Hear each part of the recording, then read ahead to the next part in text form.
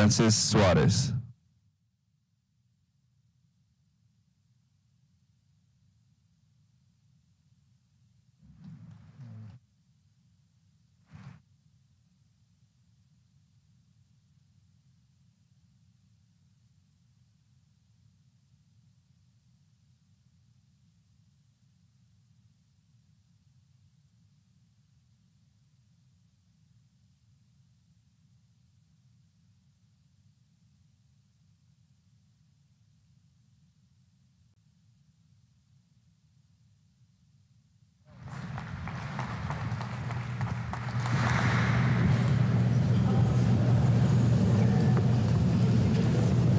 Good evening, everybody. Oh, there we go. Microphone's on now. Good evening, everybody. Welcome to the Reagan Library. My name is David Trulio, and it's my privilege to be the president and CEO of the Ronald Reagan Presidential Foundation and Institute. We start all of our official programming here with the Pledge of Allegiance, and I ask that you please stand and join me in honoring the flag and all those who serve under it. I pledge allegiance to the flag of the United States of America and to the republic for which it stands, one nation, under God, indivisible, with liberty and justice for all. Before we go further, there are a few people in the audience I'd like to recognize. The first, the former mayor of Miami, the former Miami-Dade County Commissioner, and father of our special guest this evening, Xavier Suarez.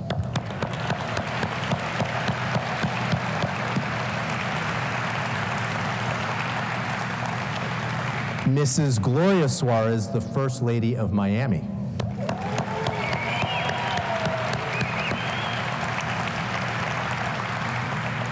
We have more than one mayor here tonight, and we're privileged to have the mayor of our hometown here, the mayor of Simi Valley, Fred Thomas. Our mayor cup runneth over, Mayor Ethan Baker of Troy, Michigan. Former Congressman Elton Gallegly and his wife Janice. And my personal favorite, my mother, Teresa Trulio, right there. All right. Thank you for joining us for this latest installment of the A Time for Choosing Speaker Series. I've been with the foundation since April. This is my fourth Time for Choosing program. It's been a phenomenal success with large in-person and online viewership. It's really been tremendous, and we've welcomed a lengthy list of leaders in the conservative movement and in the Republican Party. When we launched the program in 2021, we stated that the series would run until the beginning of the presidential primary debates. Given that the first debate is in August, and given that RNC Chairwoman Ronna McDaniel said at this microphone in April that the Reagan Library would host the second debate, tonight's event is our last Time for Choosing program, and we are thrilled that tonight's special guest is here with us. But first, let's take a step back, especially for those of you who may be joining us here for the first time. The name of this series comes from Ronald Reagan's famous 1964 speech that aired on behalf of presidential candidate Barry Goldwater. Simply put, that speech catapulted Ronald Reagan into political stardom.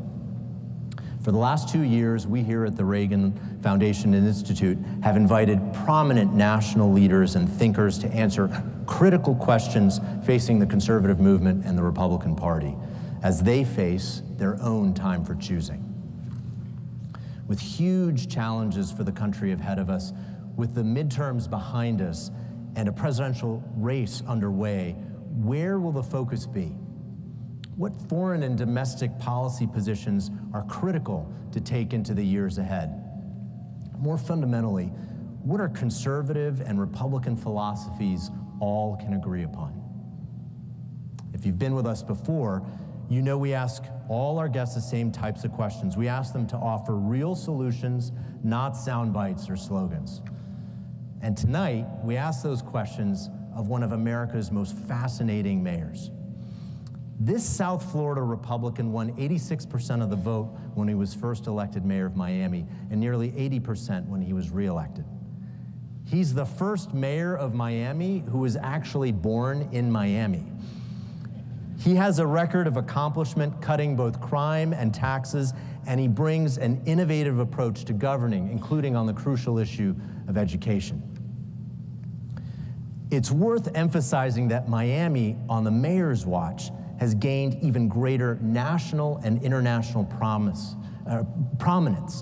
It's a welcoming city that exudes dynamism and has attracted significant players and capital from the worlds of traditional finance, from cryptocurrency, and technology generally.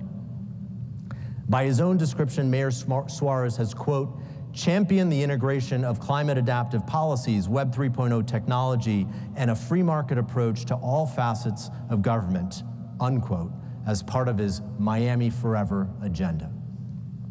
And true to his Sunshine State roots, this former president of the U.S. Conference of Mayors leads with a healthy dose of sunny optimism. Our featured speaker this evening also follows in the footsteps of someone very special.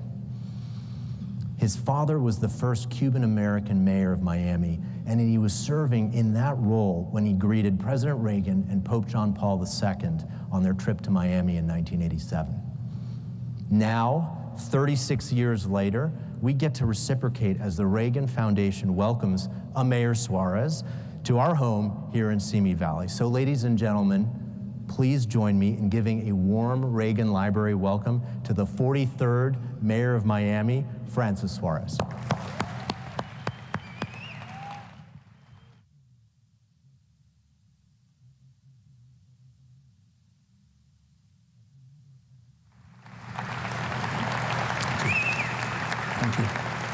Thank you so much. Thank you, David. And I have to say that as a recently former president of the U.S. Conference of Mayors, we missed a couple of mayors. We have the Barnett brothers who are here, Chris and Brian Barnett. And I would catch a lot of flack if I did not introduce them. Trust me, they came from Michigan, so long way away. And I think I wanted to start this conversation with a joke. Anyone who's been a disciple of President Reagan knows that he collected jokes about the USSR. And there were many of them, and I've seen them all, and I enjoy them all. But there was one that I particularly liked. And Jeremy, who works on my staff, said that he told the joke in Miami, and I'm sure the Presidential Library will correct me if I'm wrong. But it was about a Soviet, and he tells the story of buying a car. And in the Soviet Union at the time, only 1 in 7 people could afford a car. And there was a 10-year delay to buy a car. And you had to put up all the money up front. And so this person comes up to the counter and puts all his money in the counter, and the person on the other side of the counter, the person in charge, says, okay, well, come back in 10 years. And he says, morning or afternoon? And the guy says, well, what difference does it make? And he says, well, the plumber's coming in the morning.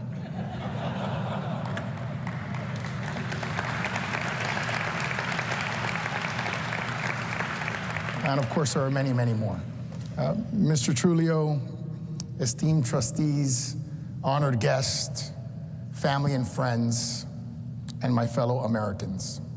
It is a privilege to stand here at a place that serves as a living monument to a great American. I want to thank you all for attending and for inviting me to speak here today. I was told that I am the final speaker in this series, so clearly you've saved the best for last.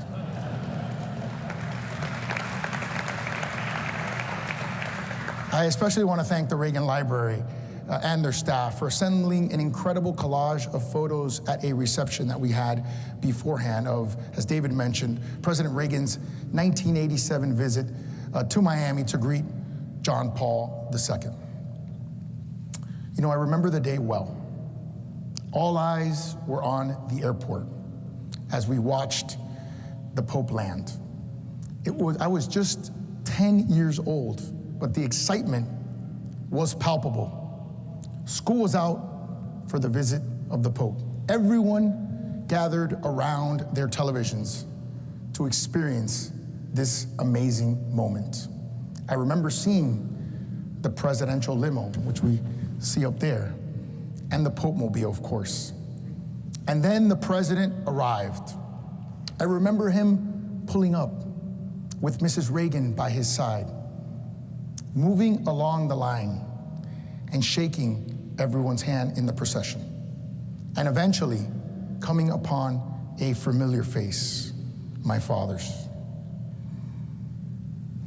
You see, the photo you shared captured not only a historic moment, but a personal moment where three of my greatest heroes met: President Reagan, Pope John Paul, and my father, Miami Mayor Xavier Suarez.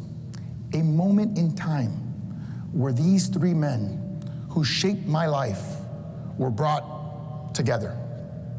President Reagan, the great communicator, a courageous and inspirational and aspirational president who restored our national strength and renewed our national confidence.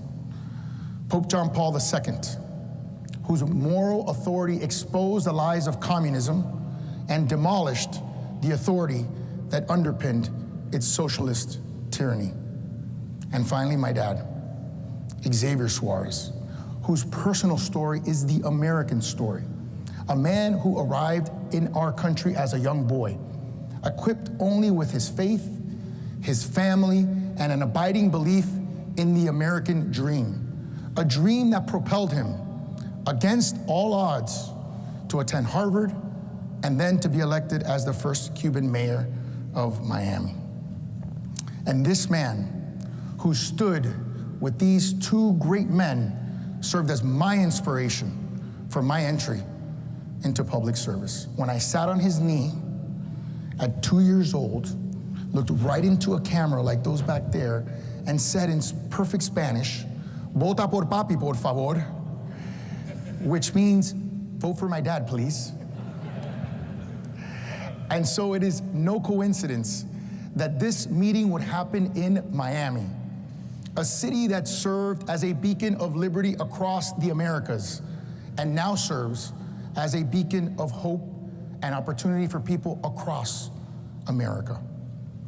Today's Miami is a living and breathing example of President Reagan's legacy, a thriving city on a hill, built on the promises of keeping taxes low, keeping people safe, and embracing our culture of American innovation. My family is not unique in Miami, where countless families have lost their loved ones and their livelihoods to the onslaught of communism across our hemisphere and socialism right here at home. They've heard its litany of lies. They know the arc of its rhetoric, and they've seen the destruction firsthand. You know, my father tells the story of visiting his father, who was jailed by the communists. His story of his mother being separated from his father in the jail, not only by heavy iron bars, but also by chicken wire that was placed on the bars so that my mother could only touch the fingertips of my grandfather's fingers with the tips of her own much smaller fingers.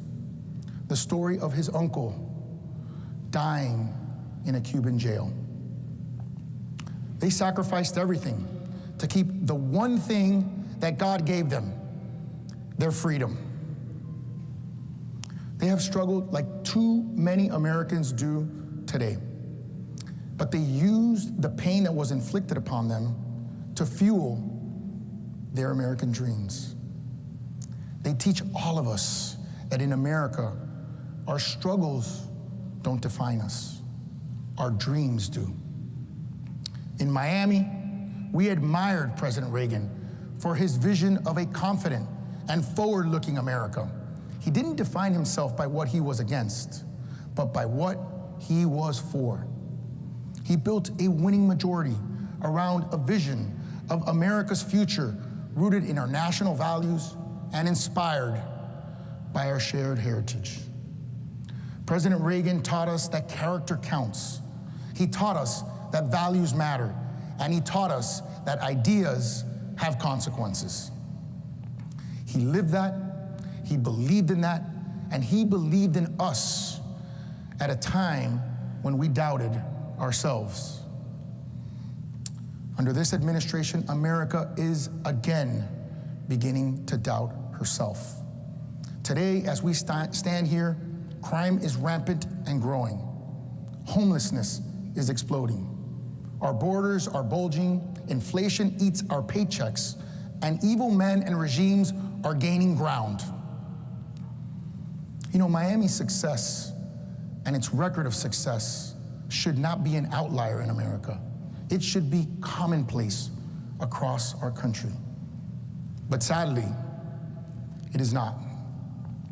Our current state of national affairs is due to a series of choices made by this administration. The choice of ideology over facts, rhetoric over reality, lies over truth.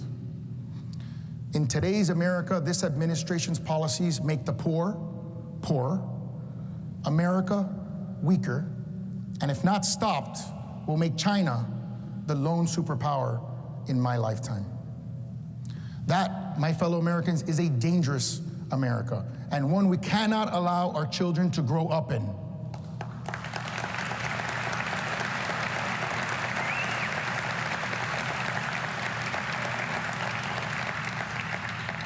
But the battle is not yet lost. America remains the greatest hope for peace and prosperity in the world. Or like Lincoln once said, the last great hope. And we must not shy away from the challenges that will allow us to continue to deliver generational prosperity. Freedom, as we know, is never free. It needs to be renewed and re-won by every generation. And to meet this challenge, we need a strong leader who shares America's values, who understands that unity is more powerful than division.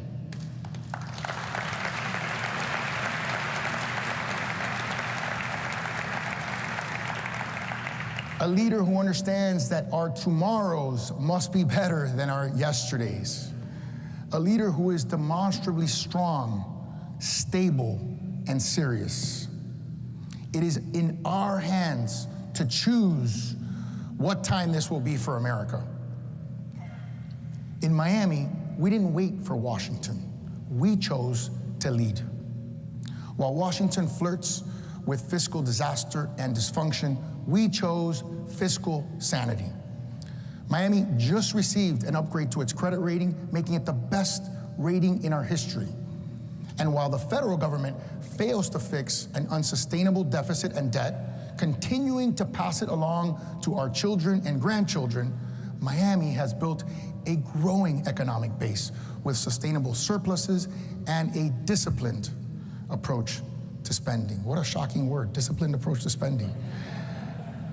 Actually, I had a cabinet member once laugh at me for saying that. When I was a councilman, I had to cut 20% of our budget in just 1 year.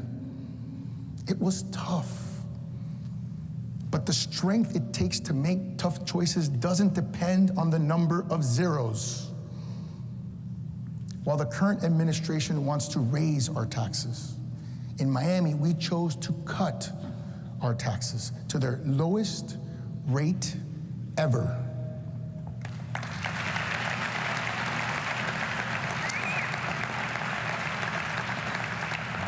Of course, your dad's gonna whistle for you. You know, Miami is in the middle of an economic explosion that leads Florida and leads the nation. While other cities have attacked entrepreneurs, investors, and innovators, as David said, we boldly welcome them with my now famous tweet, "How can I help?" And this new generation responded by helping us build a booming tech economy that has generated high-paying jobs with the lowest unemployment rate in the United States of America.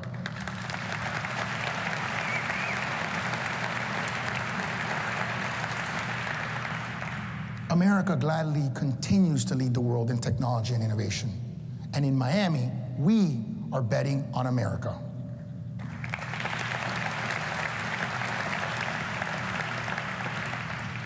Miami is now the fastest growing tech center in the world.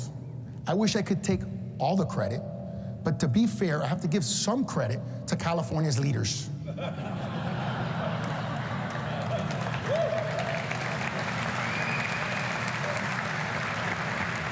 I mean, they've helped us sell a lot of Miami real estate. Now is the time for our nation to embrace an innovation-driven economic policy for the next generation, for my 2 children. And people cannot truly be free if they don't feel safe. No one can pursue happiness if they live in a violent neighborhood or on a street that isn't secure. Every American has a right and a fundamental right to life, liberty, and the pursuit of happiness.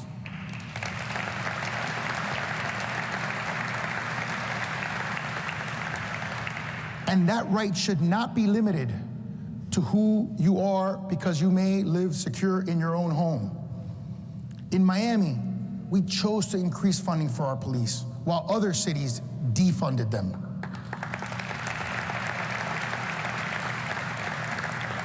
The result, Miami now has the lowest per capita murder rate since 1964. I was born in 1977, okay?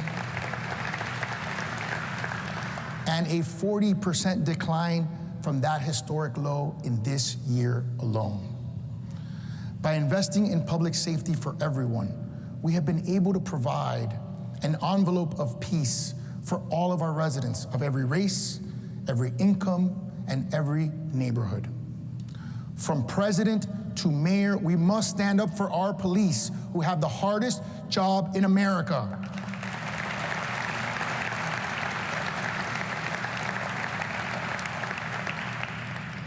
But we cannot be free if we don't have access to the skills, education, and knowledge to keep us free.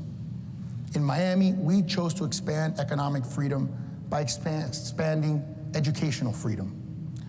We passed child savings account so that every elementary school student can benefit from gaining financial literacy skills for themselves and their parents at an early age. We raised private sector dollars to create a First in Family Scholarship Fund so any first-generation American living in Miami who seeks the American dream to attend college can live it.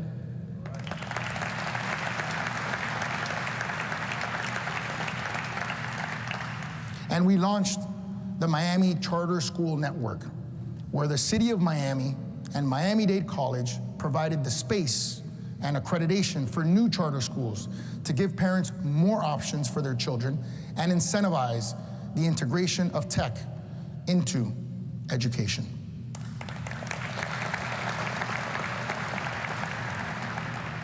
We've done much and plan to do more because access to education is the greatest tool for prosperity of our time. Unfortunately, there are so many in our cities who feel hopeless and forgotten. Homelessness is exploding across America. Our friends not too far down the road in Los Angeles are keenly aware of this.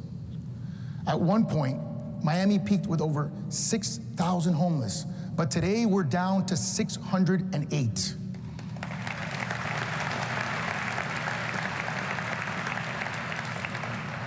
We found success through a holistic approach, what former President George H.W. Bush called 1,000 points of light, which emanate from private initiatives like Hermanos de la Calle in Miami, who have placed just in the last 2 years 1,000 homeless straight into supportive permanent housing. We've put forth a program called Functional Zero with the goal to end chronic homelessness just like we ended veteran homelessness. But we cannot totally solve homelessness until we face our national mental health epidemic. From mass shootings to addiction and homelessness, we need to address mental health and critical care with new and innovative approaches that help people build the skills to avoid crisis. Our Declaration of Independence clearly invokes the mission of every American government, securing life, liberty, and the pursuit of happiness. My governing philosophy has been built on advancing happiness for all of my residents by protecting their life and expanding their liberties. This has led to Miami being ranked, you guessed it, the happiest city in America.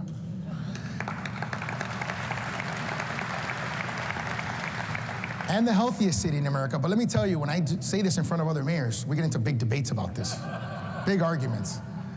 By championing life and liberty, we have worked to advance our people's happiness, thereby fulfilling the faith placed in us by our forefathers.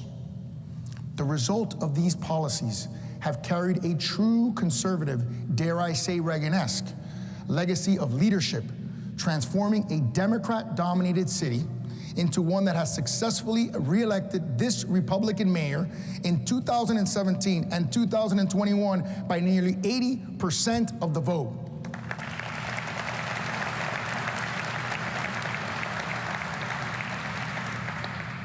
Our Miami model advances a conservative economic approach that lifts up the least, the last, and the lost, and understand that freedom thrives when everyone has an opportunity to succeed. And what has been done in Miami can and must be done in America. It just requires a president who has the vision and the determination to do so. Washington's inaction on our national border is another massive example of failed leadership. It has turned every city in America into a border city. It's made it into a bipartisan issue in American cities. Very, very difficult to do. In my city alone, our school district grew by over 14,000 students last year. How can we possibly build that many classrooms? This influx is driven by the failed socialist states of the America, fueled by the drug cartels, and exacerbated by our nation's failure to fix a broken immigration system.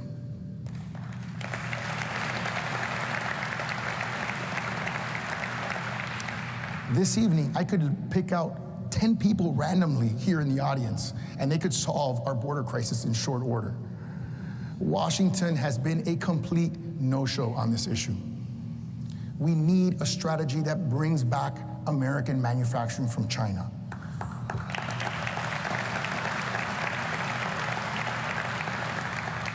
Secures our borders and creates immigration policy that best serves our country's goals. For the past 40 years, we have been giving China a growing piece of our prosperity. Make no mistake, China is not our partner. China is now our adversary.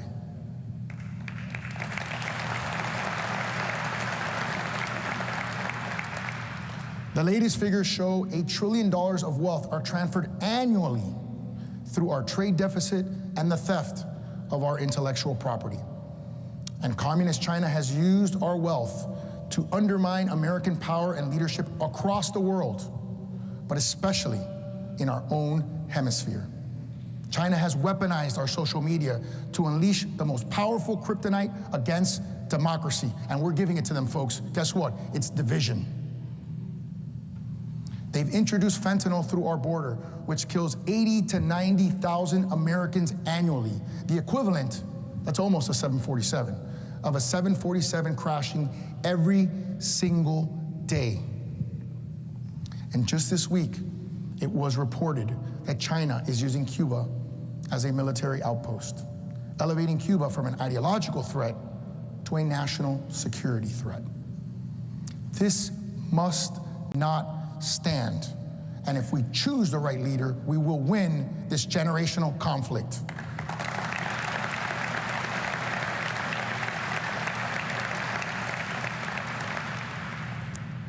My fellow Americans, as we remember from the book of Ecclesiastes, to everything There is a season and a time for every purpose under heaven, a time to weep and a time to laugh, a time for war and a time for peace, a time to be silent and a time to speak.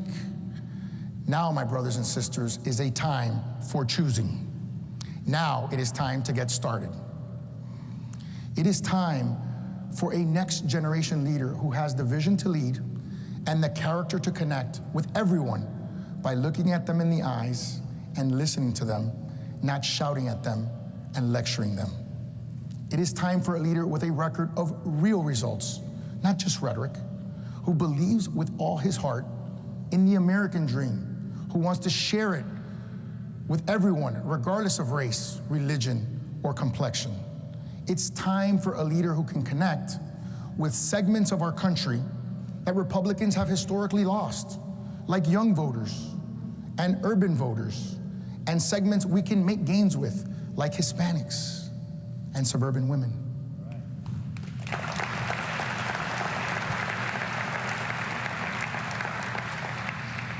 Necesitamos un líder que pueda conectar con todos los americanos e inspirarlos a creer en un futuro mejor para ellos y sus niños.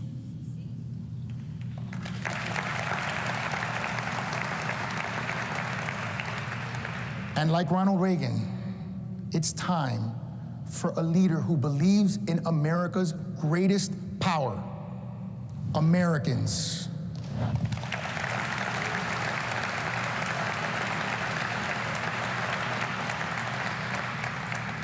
Who stare into the infinity of possibilities and helped every American find their purpose by helping them each make a dent in the universe. And that is why just yesterday, I filed paperwork to run for President of the United States of America.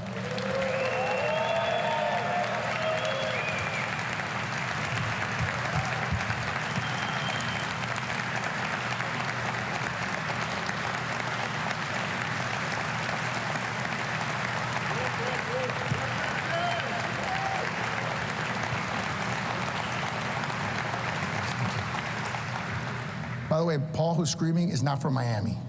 He's from California, so blame California. When President Reagan greeted Pope John Paul II upon his arrival in Miami, the Pope said to his audience, "America, I come as one who already knows you and loves you, as one who wishes you to fulfill your noble destiny of service to the world. America, I, Francis Suarez, come as one who loves you and one you have given every blessing to. And because I love this country, I want to serve it with humility and gratitude for all that you have done for me. I believe America is still a shining city on a hill whose eyes of the world are upon us and whose promise needs to be restored. And I believe this city needs more than a shouter or a fighter. I believe it needs a servant. It needs a mayor. My name is Francis Suarez, and I am here to help. Thank you, and God bless you.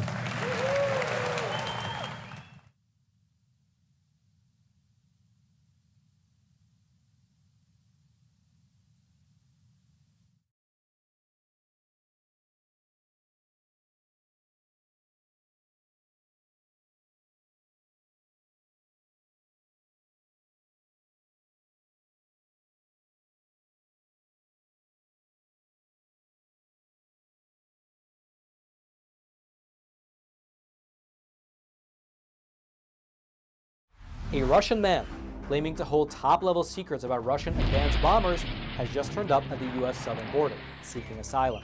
The man claims to have been an engineer at a production facility over in the city of Kazan, and he says that he possesses top-secret information about the White Swan Tu-160, which is the most advanced bomber in the Russian arsenal. U.S. border officials, they interviewed the man, and they determined that his story was in fact credible and eventually passed him off to the FBI, who are still in the process of interrogating him right now.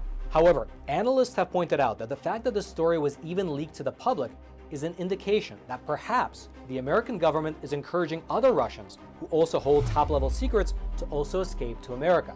And if you thought that was interesting, well then you should click on that button below this video and check out Epic TV, one of the best no-censorship video platforms on the internet. On there you will find awesome programs like American thought leaders. We've now been, for 2 years, trying to obtain the unredacted emails. We're down to the last 50 pages. So that's where all the incriminating evidence is. Crossroads, One of the big things happening right now is what's taking place with Russia and China. Counterpunch, You will see information you've never seen anywhere else. Facts Matter. I'm your host, Roman from the Epic Times. Stay informed, and most importantly, stay free. As well as a plethora of great documentaries, wholesome movies that you can enjoy with your whole family, If I reach 1 hour, I accomplish something. cooking programs, and my absolute favorite, programs about traditional art and traditional music, which can honestly uplift your mood and fill you with hope for the future.